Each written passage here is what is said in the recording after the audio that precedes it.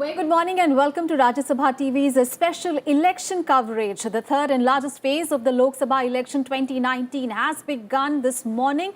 Polling is taking place in 117 seats across 13 states and 2 union territories. And among the states are Gujarat and Kerala, where voting is being held in all the seats, and half of Karnataka is also voting today.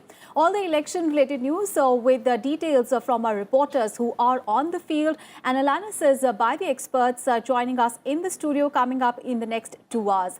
I'm Aishwarya Kapoor with you. नमस्कार, स्वागत है आप सभी का Rajya Sabha TV की इस खास पेशकश में। मैं हूं प्रीति सिंह। दुनिया के सबसे बड़े लोकतंत्र के चुनाव का सफर अब तीसरे चरण में पहुंच गया है और हर दल से जुड़े बड़े बड़े दिग्गजों ने इस चरण के लिए प्रचार के लिए अपना पूरा जोर लगाया और अब आज जनता की बारी है। इस चरण में कई ऐसे बड़े नाम हैं जिनके चुनावी भाग्य पर आज मतदाता अपना फैसला सुनाने जा रहे हैं। हम लगातार आप तक चुनाव से जुड़ा हर रंग और लोकतंत्र के इस पर्व की हर तस्वीर आप तक पहुंचा रहे हैं। आइए शुरुआत करते हैं सुर्खियों के साथ। लोकसभा चुनाव के तीसरे चरण के लिए मतदान जारी। 13 राज्य और 2 केंद्र शासित प्रदेश की 117 सीटों पर डाले जा रहे हैं वोट। गुजरात और केरल की सभी सीटों पर मतदान। करीब 19 करोड़ मतदाता 1640 उम्मीदवारों के भाग्य का करेंगे फैसला। प्रधानमंत्री नरेंद्र मोदी अब से कुछ देर में अहमदाबाद में करेंगे मताधिकार का इस्तेमाल। मतदाताओं से रिकॉर्ड तादाद में वोट डालने की अपील।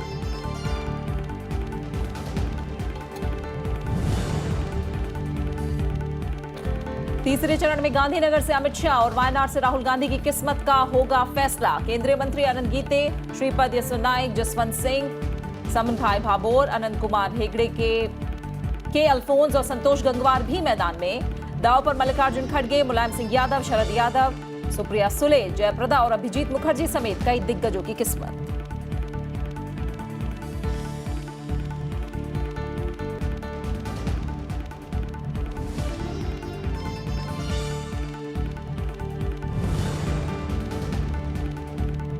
निष्पक्ष और शांतिपूर्ण चुनाव के लिए मतदान केंद्रों पर सुरक्षा के पुख्ता बंदोबस्त। तीसरे दौर में पश्चिम बंगाल की 5 सीटों पर केंद्रीय बलों की 324 कंपनियां तैनात। ओडिशा विधानसभा के तीसरे चरण की 42 सीटों के लिए मतदान जारी। गुजरात की 4 और गोवा की 3 विधानसभा सीटों के उपचुनाव के लिए भी डाले जा रहे हैं वोट।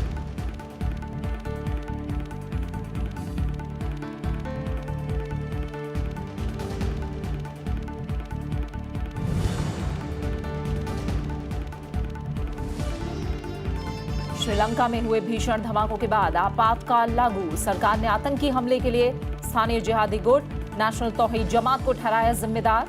श्रीलंका के विदेश मंत्रालय ने कहा 7 आत्मघाती हमलावरों ने 8 सिलसिलेवार धमाकों को दिया अंजाम। धमाकों में मरने वाले भारतीयों की तादाद बढ़कर हुई 8।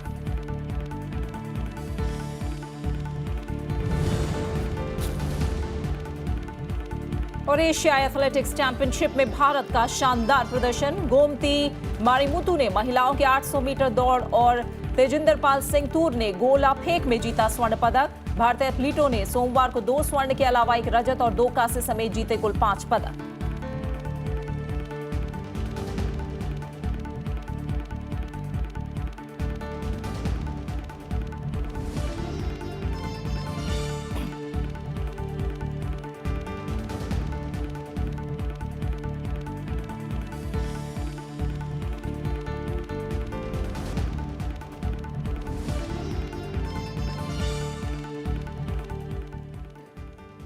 कड़ी सुरक्षा के बीच देश के 13 राज्यों और 2 केंद्र शासित प्रदेशों की कुल 117 सीटों पर आज वोट डाले जा रहे हैं। साथ ही ओडिशा विधानसभा के तीसरे चरण की 42 सीटों के लिए भी मतदान हो रहा है।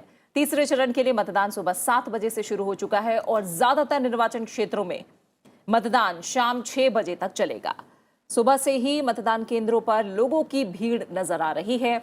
महिलाओं और युवाओं में मतदान को लेकर खासा उत्साह देखा जा रहा है, तो बुजुर्ग भी पीछे नहीं हैं।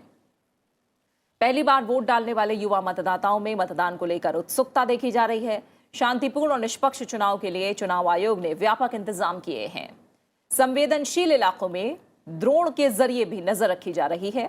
आज जिन 117 सीटों पर मतदान हो रहा है उनमें पूर्वी त्रिपुरा की 1 सीट भी शामिल है, जहां पहले चरण में 18 अप्रैल को मतदान होना था, लेकिन सुरक्षा वजहों से इसे टाल दिया गया था।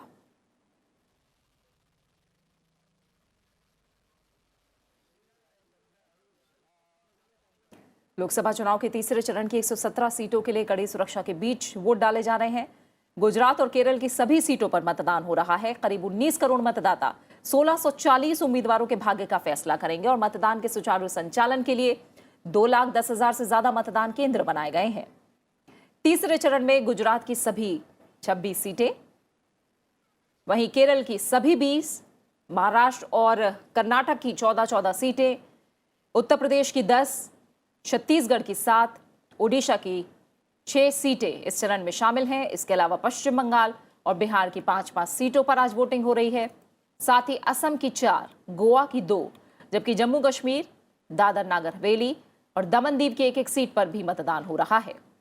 इसके अलावा तीसरे चरण में पूर्वी त्रिपुरा लोकसभा सीट पर भी वोटिंग हो रही है। वहीं ओडिशा में लोकसभा चुनाव के साथ ही विधानसभा चुनाव के तीसरे चरण के लिए भी वोट डाले जा रहे हैं। इस दौर में विधानसभा की 42 सीटों पर मतदान हो रहा है। ओडिशा में पहले चरण में 28 और दूसरे चरण में 35 सीटों पर मतदान हो चुका है।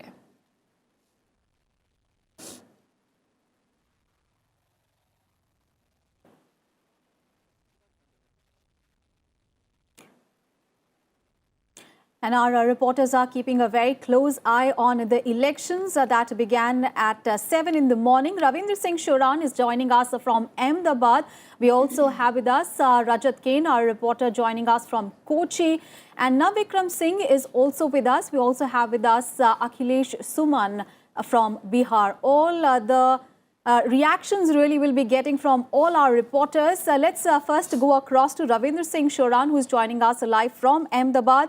Ravindra, of course, Gujarat, the way it is voting, it will vote today. It is going to be very significant. It is the home state of Prime Minister Narendra Modi and BJP chief Amit Shah as well. We understand that Prime Minister Modi will be casting his vote in a short while from now. What are the details that you can give us?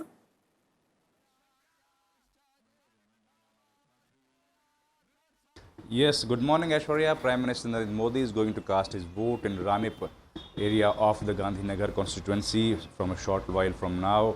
And we are at one of the polling center which is made for differently abled.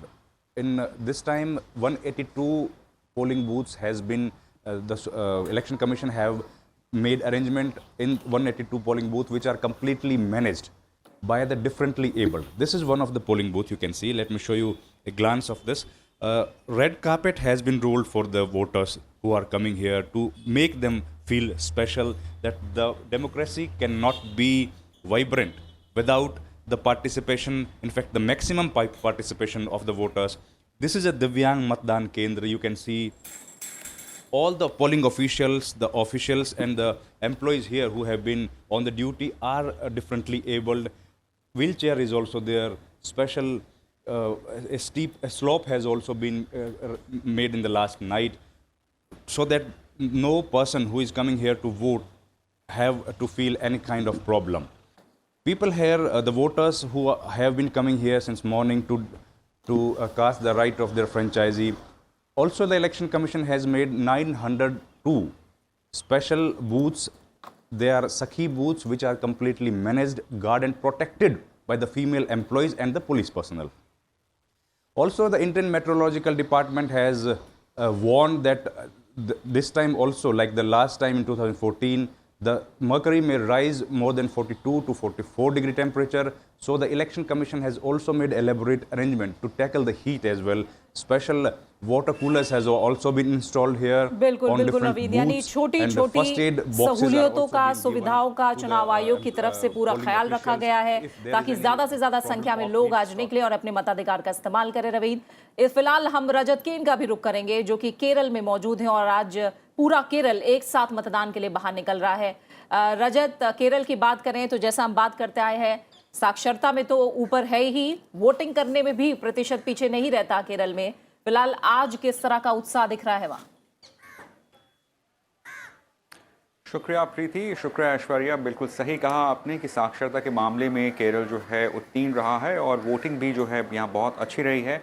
हम अगर 2014 की बात करें तो 74% All right, assembly poles में भी जो है लगभग इतनी ही रही थी। माफ़ कीजिएगा, अभी जो है मैं जिस पोलिंग स्टेशन पे खड़ा हूँ वहाँ पे इतनी भीड़ नहीं है, लेकिन जैसे जैसे समय बढ़ता रहेगा हम देखेंगे यहाँ पे जो है कतारें लगना शुरू हो जाएंगी। और मैं इस समय तिरुवनंतपुरम में हूँ। यहाँ पे कहा जा सकता है, अगर अंग्रेज़ी में कहें तो बहुत ही माउथ वाटरिंग यहाँ पे कॉन्टेस्ट कांग्रेस, लेफ़्ट और बीजेपी के जो कैंडिडेट हैं इन तीनों के बीच में बहुत ही टक्कर का मुकाबला है। ये कुछ ऐसे मुकाबले हैं जो शायद ओवरशैडो हो गए हैं वायनाड की वजह से, क्योंकि वहाँ पे कांग्रेस पार्टी के प्रेसिडेंट राहुल गांधी वहाँ चुनाव लड़ रहे हैं। तो कई सीटें हैं केरला में जहाँ पे जो जानकार हैं और साथ में जो पब्लिक है और साथ में स्टूडेंट्स हैं उनकी काफ़ी नज़र है। मैंने कई लोगों से यहाँ पे बात की, कल जब हम लोग प्रोग्राम कर रहे थे तो कुछ जो स्टूडेंट्स हैं वो यहाँ पे जो है बात करने लग गए और अपने आप ही जो है जिस तरह से वो कह रहे थे एक पॉलिटिकली एक्टिव लग रहे थे। तो डेफिनेटली इस इलेक्शंस में जो है हमें कहीं जो है सरप्राइजिंग रिजल्ट्स भी शायद देखने को मिल सकते हैं। लेकिन फिलहाल जो है अगर हम पोलिंग की बात करें तो अभी जो है शुरुआत हुई है, 7 बजे से यहाँ पोलिंग होना शुरू हो गई थी। मौसम ठीक है फिलहाल यहाँ पे, हालांकि कोस्टल एरिया है और जैसे दोपहर होगी तो जो है गर्मी बढ़ती रहेगी। तो करते हैं कि 1 बजे तक जो है काफ़ी अच्छा यहाँ पे आपको भीड़ देखने को मिलेगी। ठीक है रविंद्र, एक बार फिर से हम आपका रुख कर रहे हैं और फिलहाल जो नजरें हैं वो इस बात पर भी हैं कि प्रधानमंत्री नरेंद्र मोदी अब से कुछ देर बाद खुद अपने मताधिकार का इस्तेमाल करने निकलेंगे। सुबह सुबह जो कहा जाए कि पहले मतदाता होंगे जो वोट करने जाएंगे, उनमें एक नाम प्रधानमंत्री नरेंद्र मोदी का भी होगा और इससे पहले वो अपनी मां से मिलने भी पहुंचे। फिलहाल इसे लेकर अब तक आपको क्या पता लग पा रहा है और जो गुजरात की चुनावी फिजा है वो कितनी बदली नजर आ रही है इस बार?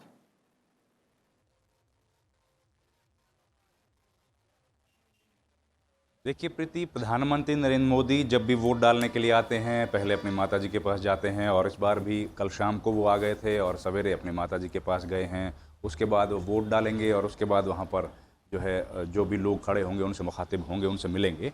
और देखिए प्रधानमंत्री इस इलाके के वोटर हैं तो जाहिर तौर पर, और पिछली बार क्योंकि वो लोकसभा में वडोदरा से उम्मीदवार भी थे, इस बार हालांकि वो गुजरात से चुनाव नहीं लड़ रहे हैं, लेकिन प्रधानमंत्री का लंबे अरसे तक गुजरात में मुख्यमंत्री रहना और उसके बाद 5 साल से प्रधानमंत्री रहना, यहाँ के लोगों से जब हम लोग बात कर रहे हैं तो उस बात का असर उनके जहन पर साफ तौर पर दिखता है कि अगर किसी राज्य का प्रधानमंत्री पद पर बैठा कोई व्यक्ति जो उस राज्य से है तो उसका जाहिर तौर पर उस बात का असर यहाँ पर पड़ता है। प्रधानमंत्री थोड़ी देर बाद अपना मताधिकार का प्रयोग करेंगे। रानीप जो क्षेत्र है वहाँ पर उनका मत है, सालों साल से वहीं पर उनका वोट जो है वो होता है, वहीं पर वो अपना वोट डालते रहे हैं। इसके अलावा प्रधानमंत्री के अलावा और दूसरे दिग्गज, अमित शाह जो कि बीजेपी के राष्ट्रीय अध्यक्ष हैं, मध्य प्रदेश की गवर्नर आनंदीबेन पटेल हैं और पुरुषोत्तम रूपाला जो केंद्रीय मंत्री हैं, मनसुख लाल मंडाविया जो केंद्रीय मंत्री हैं, जीतू भाई वगानी जो कि अध्यक्ष हैं बीजेपी के, इसके अलावा अहमद पटेल वो भरूच में अपना वोट डालेंगे जो कांग्रेस के बड़े नेता। तो ये तमाम दिग्गज जो है वो वोट डालने वाले हैं। बीजेपी में देखिए 2014 में जिस तरीके से इस तमाम 26 सीटों पर यहाँ पर चुनाव जीता था, उस मतदान में खास बात ये थी कि 2014 में 63.66% मतदान हुआ था जो उसके पहले के तमाम रिकॉर्ड को तोड़ गया था। और उसी तरीके के नतीजे देखने को मिले थे जब 2014 में तमाम 26 सीटों पर भाजपा ने जीत हासिल की थी। बीजेपी का कैंपेन को प्रधानमंत्री नरेंद्र मोदी खुद लीड कर रहे थे। यहाँ पर उन्होंने कई रैलियां की थी, अलग अलग इलाकों में रैलियां की थी और बीजेपी के बड़े नेता इस बात को लेकर काफी कॉन्फिडेंट हैं कि शायद एक बार फिर से 2016 we can see the visuals there of Prime Minister Narendra Modi. Of course, he is going to cast his vote in a short while from now. He is heading to Ahmedabad. He is heading to Ahmedabad to cast his vote. Remember, in the morning, he took blessings from his mother, and in fact, he also tweeted this morning, and he called on all the young people, everyone, to cast their vote. In all the phases that we have seen, that he tweets early in the morning, he calls upon people to exercise their franchise, to cast their votes, and this morning too, he also tweeted urging the voters to exercise their franchise in record numbers in the third phase. And he is, of course, one of the voters. He is one of the voters today as well. And early in the morning, we can see those visuals there. Prime Minister Modi heading to Ahmedabad to cast his vote. And those visuals on the right side of your TV screens, you can see Prime Minister Modi taking blessings from his mother today for the third phase of elections. तो गुजरात की सभी 26 सीटों पर आज voting होनी है और गुजरात के ही मतदाता हैं प्रधानमंत्री नरेंद्र मोदी और आज अपने मताधिकार का इस्तेमाल अब से कुछ ही देर में वो करेंगे। सुबह सुबह सबसे पहले वो गांधीनगर पहुंचे अपने घर और वहां उन्होंने अपनी मां का आशीर्वाद लिया और उसके बाद अब वो वोटिंग के लिए निकलेंगे और कुछ ही देर में वो अपने मताधिकार का इस्तेमाल अहमदाबाद में करेंगे। हर चरण के पहले प्रधानमंत्री नरेंद्र मोदी आम लोगों से भी अपील करते रहे हैं कि ज़्यादा से ज़्यादा वो घरों से बाहर निकलें और अपने मताधिकार का इस्तेमाल करें। प्रवीण, जो तस्वीरें दिख रही हैं, प्रधानमंत्री नरेंद्र मोदी आगे बढ़ रहे हैं। हालांकि हम देखें तो उस तरह का काफिला तो नहीं दिख रहा हमें जो पहले दिखा था। फिलहाल एक गाड़ी में सवार हैं प्रधानमंत्री नरेंद्र मोदी और अपने मताधिकार का इस्तेमाल करने के लिए वो निकल रहे हैं। माना जाए कि कुछ ही मिनटों में अब वोटिंग करेंगे प्रधानमंत्री।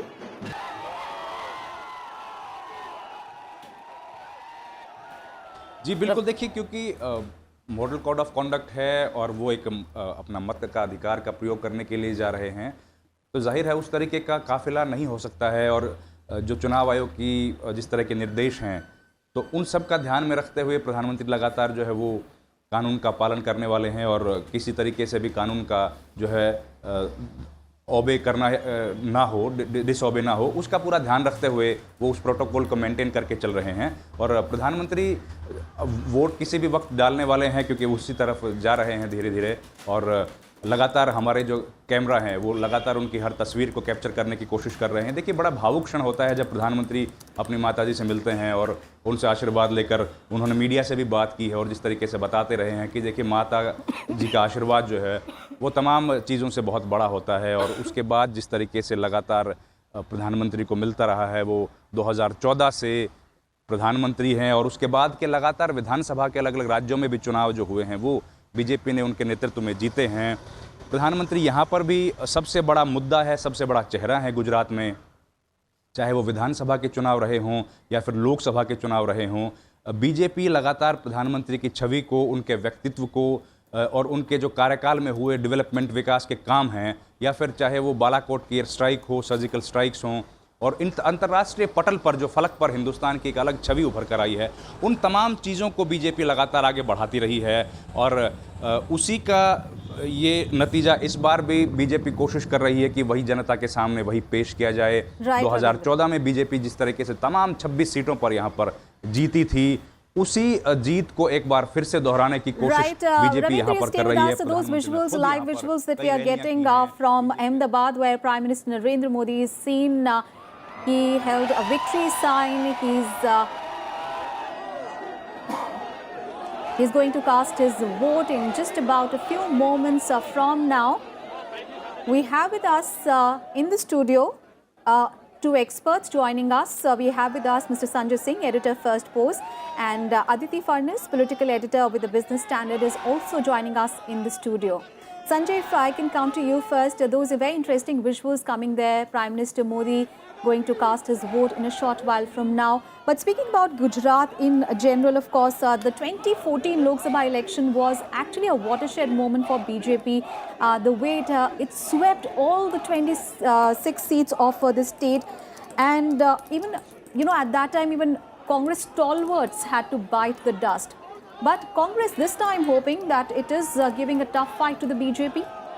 See, the visuals of Amit Shah being there with Prime Minister Modi is very interesting. Yes. Because when Amit Shah went from being national president, he had been an MLA there several terms and somebody who won there with record margins all his elections. And when he already is a Rajya Sabha member, so when he was nominated to contest from Gandhinagar, that by itself was very interesting. The idea was perhaps, which they never said, that Amit Shah going there is to make an influence in Gujarat.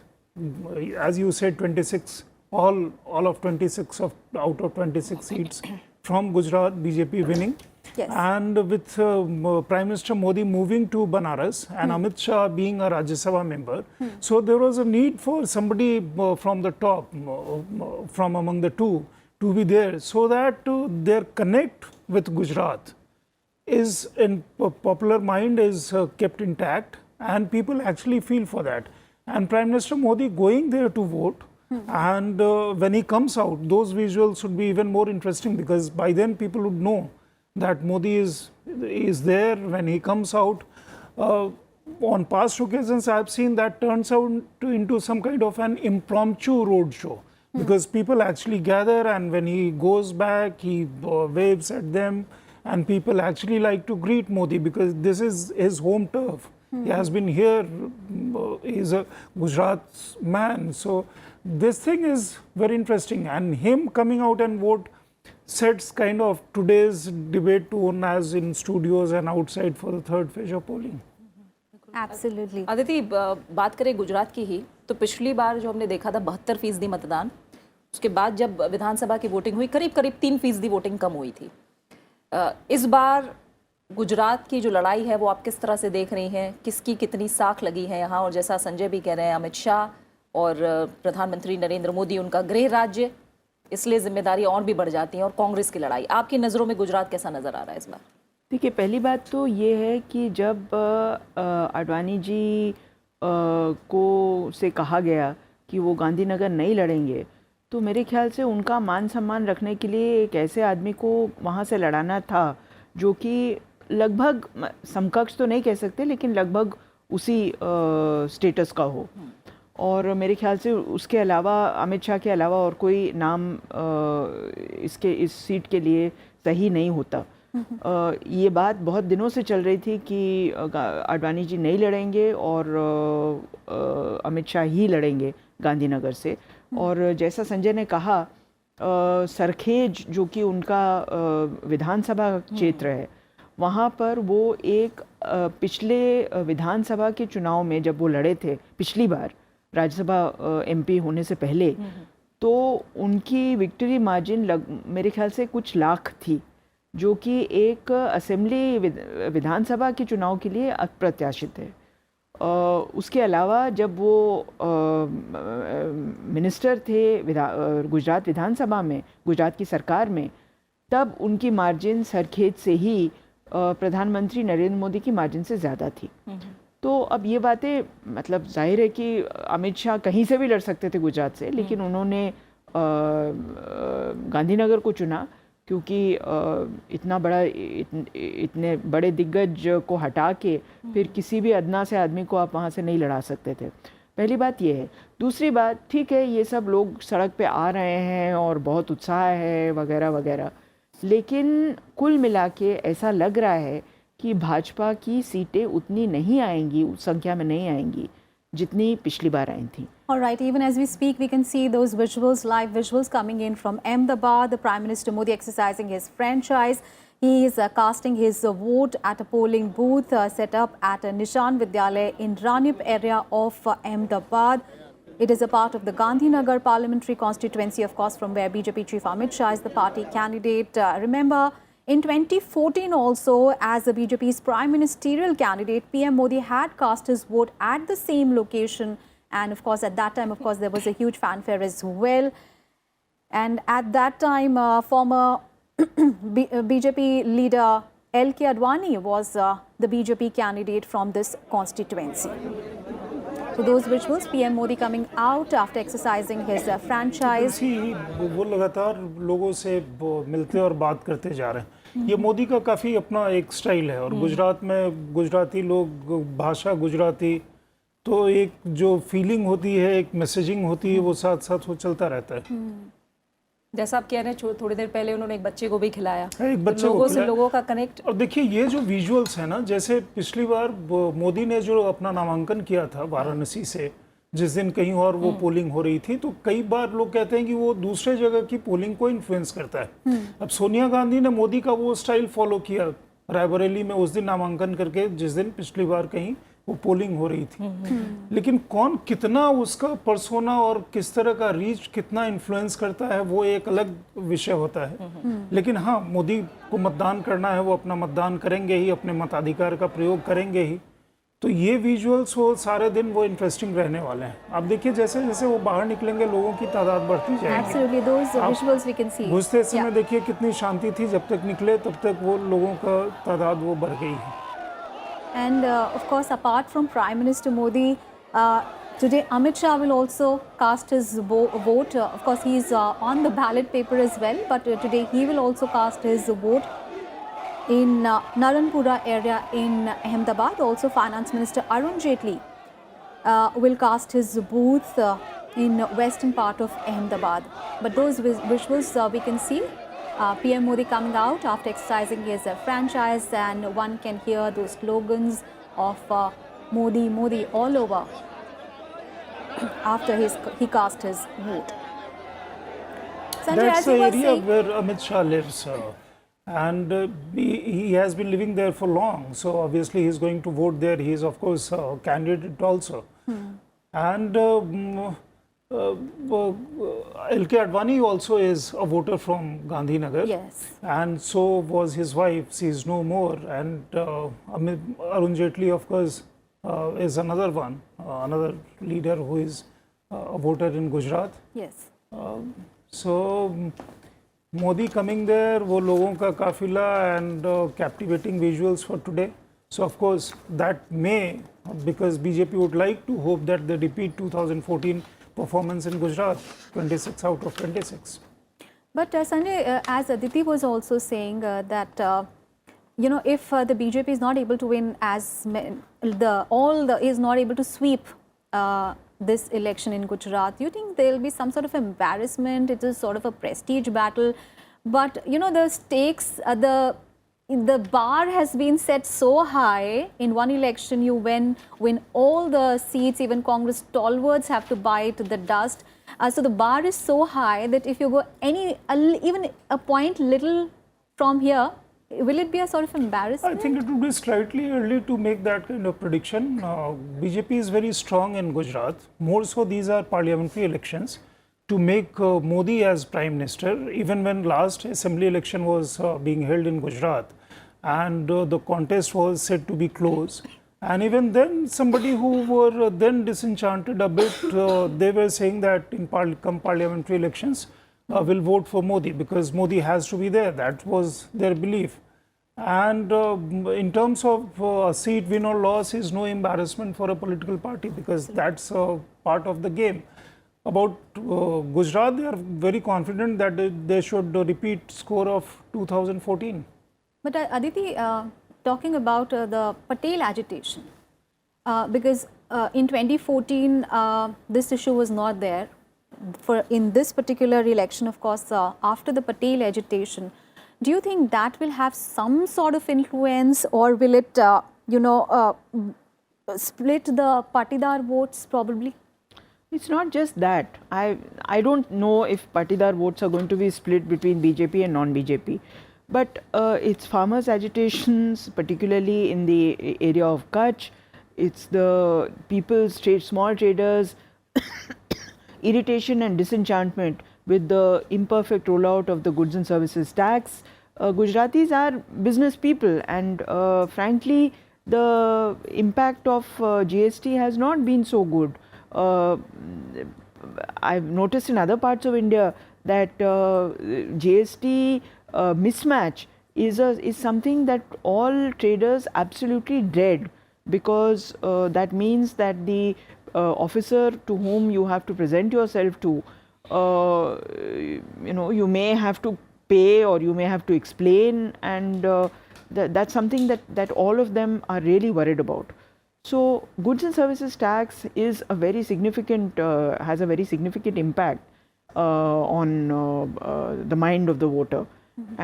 I'm not saying that there's not going to be, the BJP is going to post, of course, a pretty stunning performance in Gujarat again, but whether they will sweep in the way that they did last time, it's very difficult. I think that repetition of that process is quite difficult.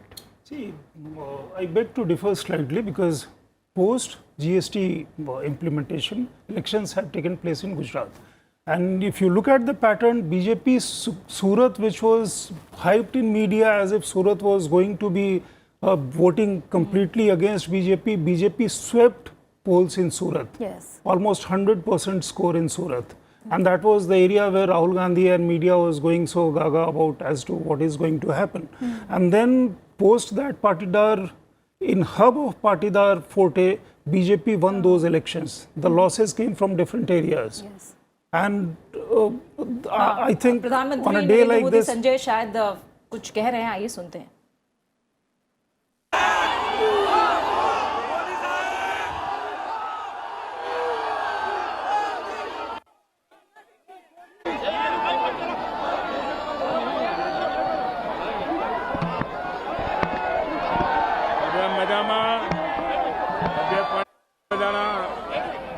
सुखमा जो ने बहुत मेहनत पड़ी है से चलो आज પછી आराम कर जो बेटा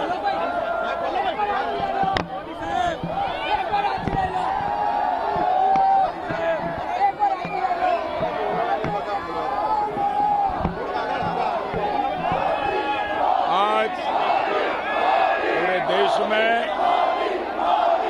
तीसरे चरण का मतदान हो रहा है। मेरा ये सौभाग्य है कि मुझे भी आज मेरा कर्तव्य निभाने का गौरवपूर्ण पल मेरे होम स्टेट गुजरात में वोट देकर के इस महान लोकतंत्र के पर्व में सक्रिय भागीदारी करने का अवसर मिला। जैसे कुंभ के मेले में स्नान करके एक पवित्रता का आनंद आता है, वैसा ही लोकतंत्र के इस महापर्व में मतदान करके उस पवित्रता की मैं अनुभूति करता हूं। मैं विशेष करके देश के सभी नागरिक भाइयों बहनों से आग्रह करूंगा कि इस लोकतंत्र के पर्व में अभी जहां जहां मतदान बाकी है, पूरे उमंग उत्साह और एक उत्सव के रूप में सब मतदान करें। मतदान किसको करें, किसको न करें, भारत का मतदाता जितना समझदार है, नीर क्षीर का विवेक जानता है, दूध का दूध और पानी का पानी करने का उसकी जो विशेषता है, ये पूरे दुनिया के लोगों के लिए एक अध्ययन का विषय है।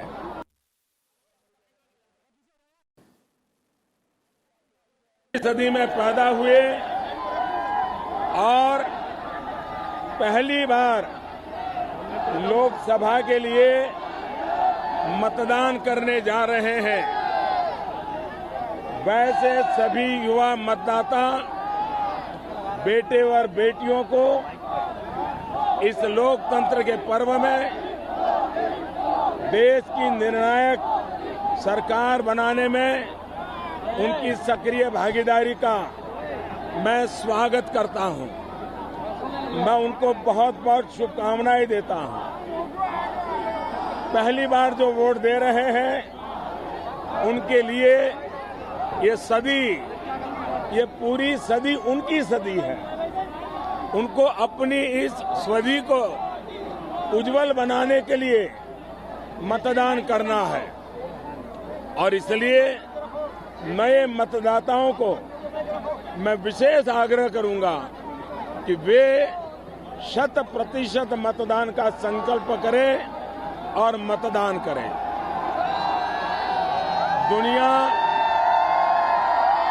भारत के लोकतंत्र की ताकत है कि हम दुनिया को लोकतंत्र का महात्म्य क्या है वो दुनिया के सामने उदाहरण के साथ प्रस्तुत करते हैं।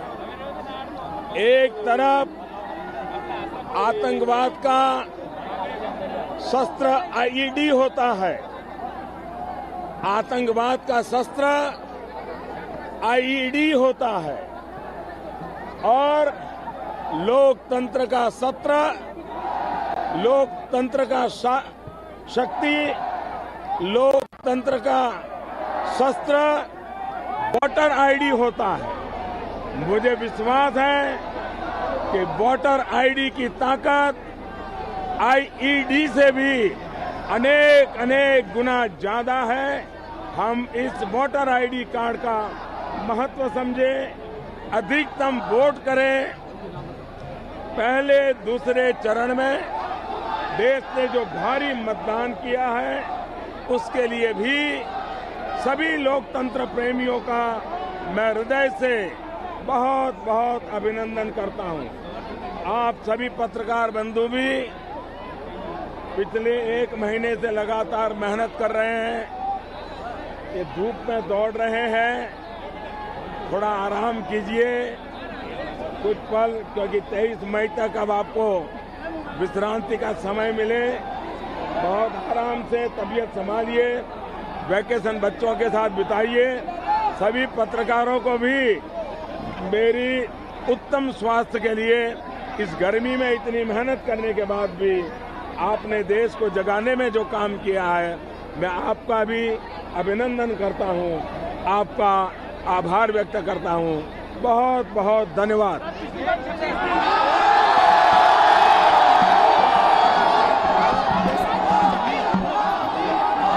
प्रधानमंत्री नरेंद्र मोदी ने अपना वोट देने के बाद यहाँ लोगों से या कहीं मीडिया से मुखातिब हो रहे थे और एक बार फिर प्रधानमंत्री नरेंद्र मोदी ने लोकतंत्र को जिताने की अपील की और उन्होंने कहा कि वोटर के पास वो ताकत है जो दूध का दूध और पानी का पानी कर देता है, इसलिए ज़्यादा से ज़्यादा संख्या में अपने घरों से बाहर निकलें और अपने मताधिकार का इस्तेमाल करें। खास तौर से उन्होंने युवा वोटरों से अपील की है कि वो अपने मताधिकार का इस्तेमाल ज़रूर करें।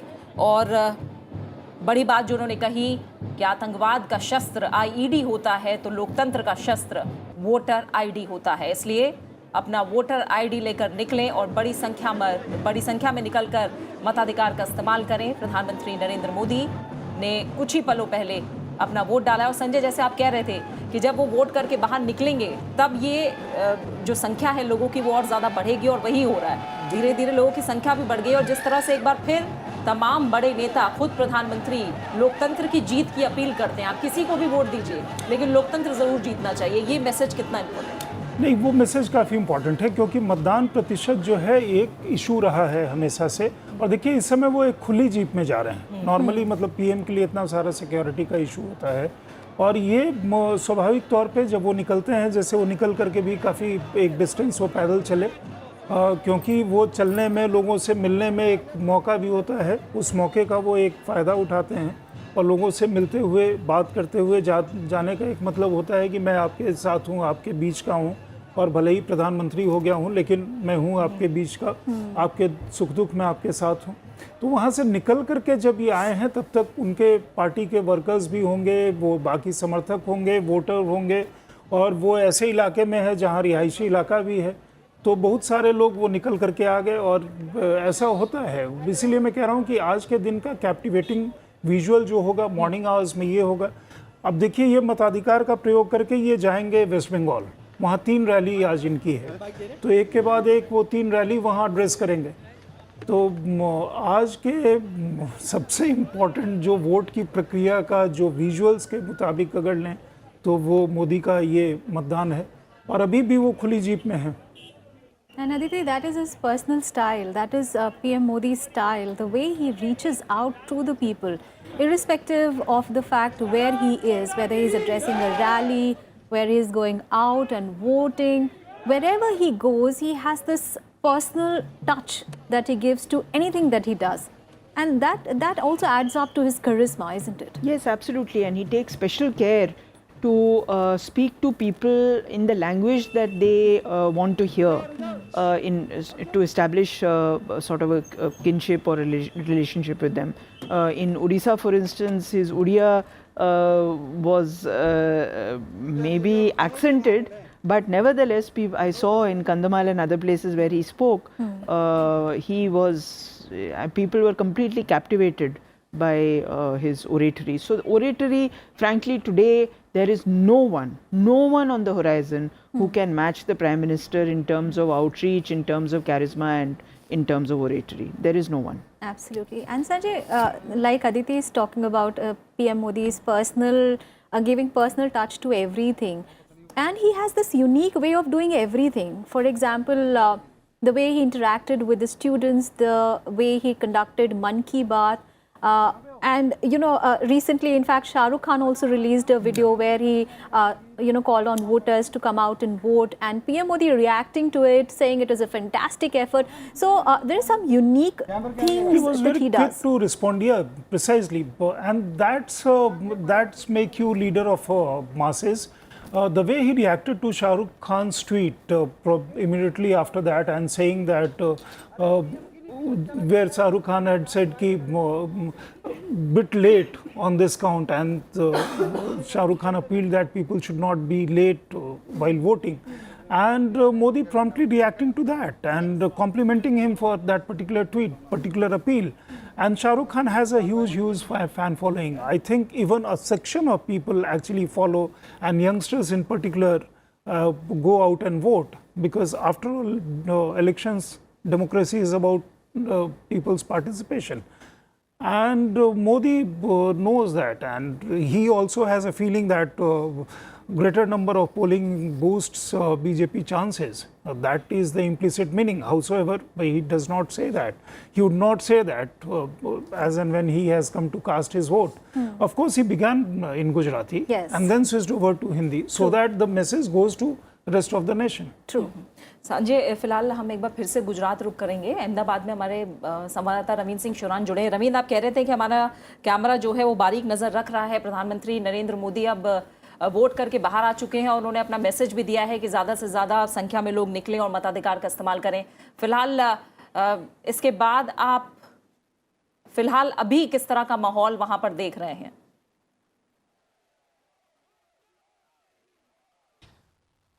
जी देखिए, प्रधानमंत्री जब वोट डाल के निकले हैं बाहर, तो सड़क के दोनों तरफ ज़बरदस्त भीड़ है और लोग उनके एक झलक पाने के लिए, एक दीदार करने के लिए बड़े उत्साहित हैं।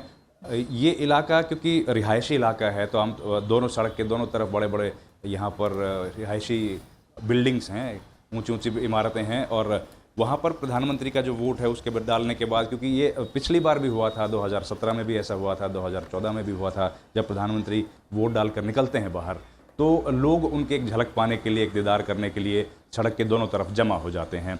और प्रधानमंत्री ने देखिए साफ तौर पर कहा है कि वोटिंग परसेंटेज को बढ़ाने के लिए जिस तरीके से चुनाव आयोग कोशिश कर रहा है, उसी तरीके से प्रधानमंत्री भी जब से घोषणा हुई है चुनाव की, तब से लगातार सोशल मीडिया का सहारा लेकर या इलेक्ट्रॉनिक मीडिया के माध्यम से आम जनमानस तक यही बात पहुंचाने की कोशिश कर रहे हैं कि किसी भी लोकशाही को और वाइब्रेंट बनाने के लिए बहुत ज़रूरी है कि अधिक से अधिक लोग मतदान केंद्रों पर पहुंचें।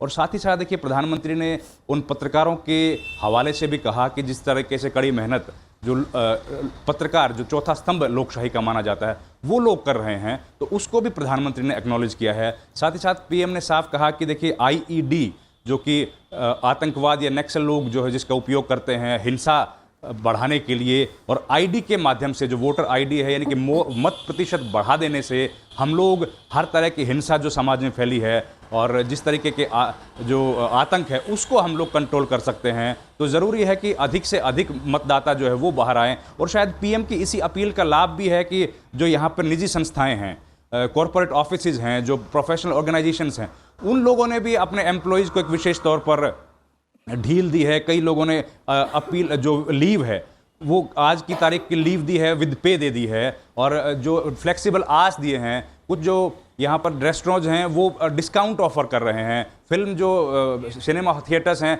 उनमें अगर आप इंडेलिबल इंक लगा कर जाएंगे, वोटिंग करके आप गए हैं, तो आप लोगों को विशेष तौर पर ऑफर दिए जा रहे हैं। कई जो शॉपिंग सेंटर्स हैं जो आप वहाँ खरीदारी करेंगे तो आपको उसी तरीके से डिस्काउंट ऑफर किया जा रहा है। तो देखिए, जिस तरीके से सामाजिक कार्यकर्ता, चाहे वो स्पोर्ट्समैन हो, चाहे फिल्म स्टार हों, किसी भी तरीके के अलग अलग फील्ड के जो लोग हैं, उन्होंने इस अपील को आगे बढ़ाया है। प्रधानमंत्री ने सब लोगों से अपील की है कि अधिक से अधिक मात्रा में आप लोग वोट डालें, और उसी वजह से जो निजी संस्थाएं हैं, निजी प्रतिष्ठान हैं, वो भी आगे आ रहे हैं और इसी मुहिम को आगे बढ़ाने की कोशिश कर रहे हैं। पिछली बार 63% मतदान जो 2014 में हुआ था, चुनाव आयोग लगातार कोशिश कर रहा है कि इस बार मत प्रतिशत बढ़े। अर्बन एपैथी जो होती है, जो कि शहर बहुत हैं गुजरात में। और अहम राज्य है जहां आज वोटिंग हो रही है, वो है उत्तर प्रदेश, जहां की 10 सीटों पर आज मतदान हो रहा है। नविक्रम सिंह हमारे संवाददाता हमारे साथ जुड़े हुए हैं।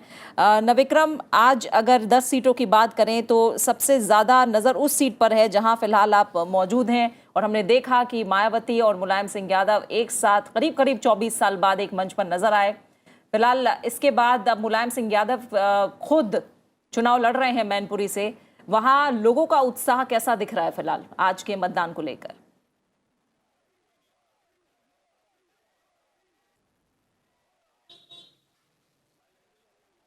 प्रीति, सबसे पहले बात करूंगा चुनाव आयोग की। आप देख सकती हैं कि चुनाव आयोग ने किस तरीके के इंतज़ाम किए हैं।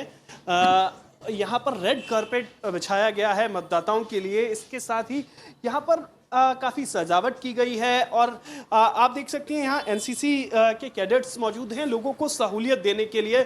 लोगों को ये लोग सहूलियत दे रहे हैं। कोई अगर वृद्ध मतदाता है या फिर इसके अलावा उनके मोबाइल रखने की जगह हो, तो इस तरीके के कई इंतज़ाम चुनाव आयोग ने मत प्रतिशत बढ़ाने के लिए, साथ ही मतदाताओं की सहूलियत के लिए किए हैं। तो निश्चित तौर पर लगता है कि मत प्रतिशत बढ़ना लाजमी है। और इसके अलावा मैनपुरी की बात करें प्रीति, तो मैनपुरी अपने आप में पूरे जहां 10 सीटों पर चुनाव हो रहे हैं, अपने आप में बेहद दिलचस्प सीट है। मुलायम सिंह यादव जो सपा संस्थापक हैं, वो यहाँ से उम्मीदवार हैं, और उन्होंने एक भावुक अपील की थी मतदाताओं से कि ये हमारा आखिरी चुनाव है, तो मतदाताओं को लुभाने के लिए।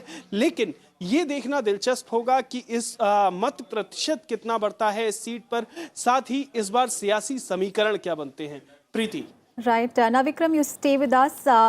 Sanjay, if I can come to you as far as Uttar Pradesh is concerned, of course, in the second phase, we saw, the seats that went to polls in the second phase, they were very crucial, especially for the BJP. But as far as third phase elections are concerned, all the seats here in this phase seem to be very crucial for Samajwadi Party. And of course, fate of Mulayam Singh Yadav, his brother Shivpal Yadav, and many other star campaigners of the party are also are going to be decided in this phase. Quite right. In first phase, it was BJP, of course, is there. But from Gathbandhan side, BSP seats were more. BSP candidates from BSP. That was also because that was in areas where Dalit Muslim combination perhaps was going to be more impactful from Gathbandhan's perspective. Now this moves to an area where this is Mulayam Singh Yadav's stronghold, and that the rally, Mayawati and Mulayam Singh joint rally that you are talking about, of course that was even by itself historical event when two sworn enemies came together, and of course those visuals and a lot has been commented about what happened out there. But then history has repeats itself in various ways. That was one part of history. But today, Manpuri, of course, these are areas where Mulayam Singh Yadav's family won last time also, when BJP won 73 out of 80. Interesting, it would be also Rampur, from where Azam Khan and Jayaprada are locked in a very interesting contest. Then you have Pilibhit, where Varun Gandhi is contesting election, swapping his seat with his mother Menka Gandhi, Sultanpur and Amethi. How it moves, because Mayawati not only campaigned here, but also in some other, yesterday in other constituency with Akhilesh Yadav. Yes. And they are trying to send a message that our political alliance on the ground, there also could be a social alliance between Dalits and Yadav Jato in particular. The only problem at times happen that cadre, the supporters on the ground, the social constituent, think in terms of what there is their own outlook, and they go by their own discretion, their own concerns, their own thought processes. So that this area from here on, as election moves to another remaining 4 phases, election will become more and more interesting. First 2 phases giving that initial fillip, today's poll giving further fillip, and then the kind of mood that sets in here may kind of percolate to central and eastern UP.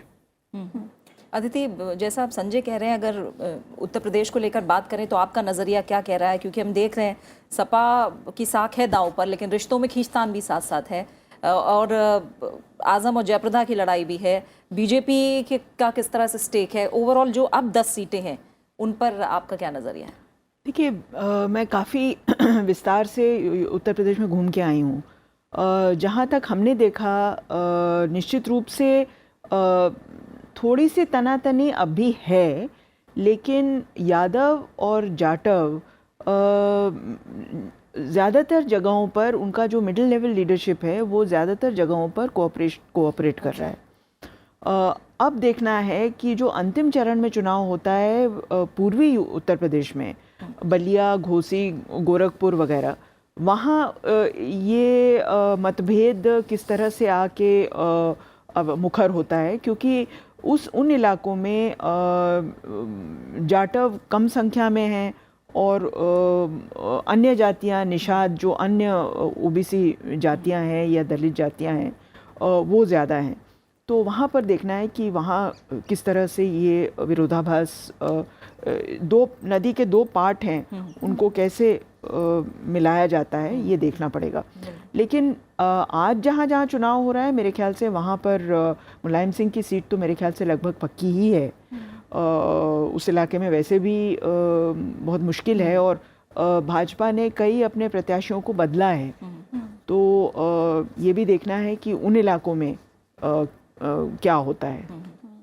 UP का importance इसलिए भी आता है ना, UP 80 सीटें हैं, और BJP का जो अपना प्रचंड बहुमत, मतलब 282 BJP on its own, 325 allies के साथ, अगर यूपी क्या करता है, यूपी कैसे रिएक्ट करता है, इसलिए लोगों की सबसे ज़्यादा नज़र यूपी पे है। बाकी स्टेट्स में ब्रॉडली एक प्रेडिक्टेबल पैटर्न है कि आप कुछ चीज़ें असेस कर सकते हैं। एक गठबंधन, 2 इस तरह के एनिमी साथ में आए, सपा बसपा के। कांग्रेस को उन्होंने रिजेक्ट कर दिया, वहाँ पे कांग्रेस नहीं आई, लेकिन कांग्रेस बाहर से ही वो खुश है कि चलो आप जो कर रहे हो। और इस केस में एक रिसर्जेंट बीजेपी का जो इवेंचुअल नंबर्स होंगे 23 मई को जब वो नतीजे आएंगे, उस इवेंचुअल नंबर को बाकी जगह से बीजेपी कितना गेन करती है, तो क्या 282 के ऊपर जाती है और कितना ऊपर जाती है, या 282 के नीचे गिरती है। बाकी जगह आई एम श्योर बीजेपी उसको अगर कोई यहाँ पे लॉस होता है, वो कितना बड़ा लॉस होता है, वो डिपेंड ये करता है कि वो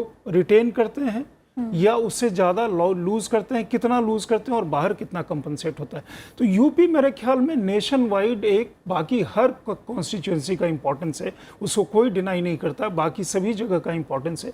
लेकिन यूपी पे इस कारण से नज़रें थोड़ी ज़्यादा हैं कि एक तरफ वो अरिथमेटिक, स्ट्रॉन्ग अरिथमेटिक की बात हो रही है, जो आप सदियों से, मतलब कोई भी चुनाव लीजिए तो फटाफट पोल परसेंटेज आप गिन करके बता देते हैं कि यहाँ तो ये जीत गया जी, यहाँ तो ये हार गया। या एक मोदी का अपना करिश्मा, मोदी की आउटरीच, उस चीज को भारी पड़ती है। अगर वो भारी पड़ेगी तो ये इतिहास, ये जो चुनाव है, दशकों तक जो स्टूडेंट ऑफ पॉलिटिक्स हैं, जो रिसर्चर्स हैं, या बाकी लोग जो हैं, या बहुत सारे लोग उस चीज को लेकर के चलते हैं, ये उस तरह से एनालाइज किया जाएगा। पिछला चुनाव, हर चुनाव किया जाता है, लेकिन इस बार का वो जो पैटर्न है, अरिथमेटिक के ऊपर केमिस्ट्री मोदी की कितनी भारी पड़ती है, वो गहन मंथन का विषय होगा। और मुझे लगता है कि उत्तर प्रदेश इसलिए भी खासा दिलचस्प होता है क्योंकि जितनी भी हम कॉन्स्टिट्यूएंसीज देखते हैं तो उतने बड़े बड़े नाम जो हैं वो उत्तर प्रदेश से ही आते हैं। प्रधानमंत्री मतलब हैं गुजरात के, लेकिन यूपी से गए। उसके पहले के आपको बड़े सारे प्रधानमंत्री देख लीजिए, सोनिया जी, राहुल जी का भी मतलब वही है, तो वो दोनों माँ बेटे भी वहीं से हैं। वही तो बड़े बड़े नाम उत्तर प्रदेश से ही कॉन्टेस्ट करना पसंद करते हैं। अभी फिलहाल मुलायम सिंह की ऑलमोस्ट पूरी फैमिली हम देख रहे हैं इस चुनाव में लड़ रही है। फिरोजाबाद में देखिए यादव क्लैन की लड़ाई है एब्सोल्युटली। तो इसलिए मुझे लगता है कि इसलिए भी सर बहुत अच्छा दिलचस्प चुनाव या सब उस पर नज़र टिकी रहती है।